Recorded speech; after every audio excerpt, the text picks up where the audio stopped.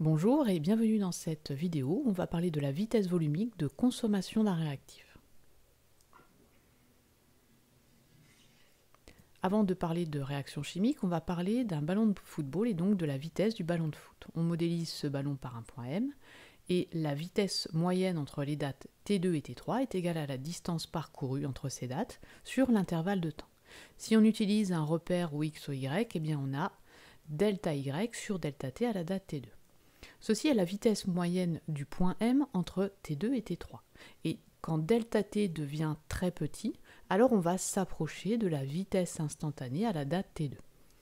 On peut résumer ceci dans un tableau. Voilà pour la vitesse de l'objet à la date T2.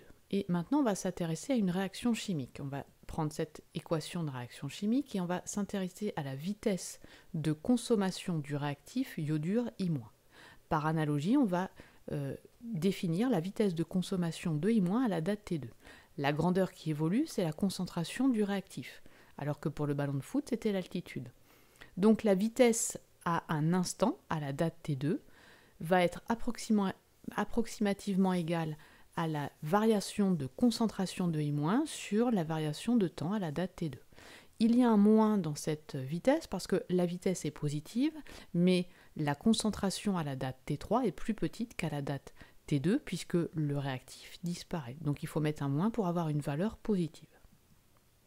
Alors à partir de la courbe qui représente la concentration de I- en fonction du temps, eh bien on peut calculer cette vitesse de consommation du réactif.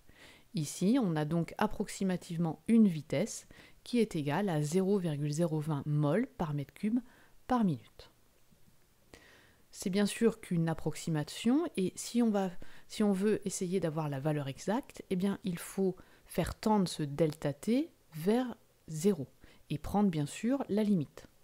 Et si on utilise une notation delta, c'est pour dire qu'on a un grand intervalle, eh bien quand on fait tendre ce delta t vers 0, on arrive à un intervalle infinitésimal qui se note petit d.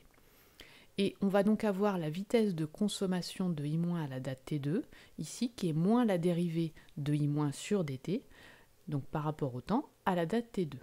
C'est par définition mathématique la pente de la tangente en T2. C'est ce qu'on appelle le nombre dérivé de la concentration de I- en T2.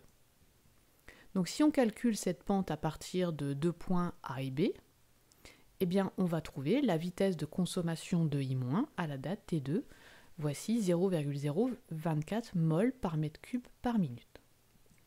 Donc on a trouvé deux valeurs de vitesse, une vitesse approchée à partir des points expérimentaux, 0,020, et une vitesse à partir de la tangente, qui est la valeur exacte de la vitesse instantanée, 0,024. Donc on a un écart qui est faible, et cet écart, en fait, il provient de ce point, puisqu'on voit bien qu'entre la tangente et la courbe, ici rouge, eh bien, il y a une petite différence. On peut aussi calculer cette vitesse à partir de la fonction mathématique qui m'a permis de tracer la courbe rouge. Cette fonction mathématique, c'est une fonction exponentielle, et donc la relation qui lie la concentration au temps t est celle-ci. Petit rappel mathématique de première, pour la fonction exponentielle kt, eh bien, sa dérivée, c'est k fois exponentielle kt. Alors remarquez qu'en mathématiques, on utilise pour la notation dérivée ce petit f', et en physique, on utilise d sur dt. Donc ici, la vitesse de consommation du réactif I-, ça va donc être 0,50 fois 0,060 fois exponentielle moins 0,060 fois t. Si on calcule à la date T2 la vitesse de consommation du réactif, bien sûr, on retrouve le coefficient directeur de la tangente en T2, qui est la pente de la tangente en T2, c'est la même chose, et donc le nombre dérivé en T2. Alors, que devez-vous retenir dans cette vidéo? Bien sûr que la vitesse volumique de consommation d'un réactif est définie ainsi par la dérivée de la concentration du réactif par rapport au temps, avec un signe moins pour avoir une valeur positive.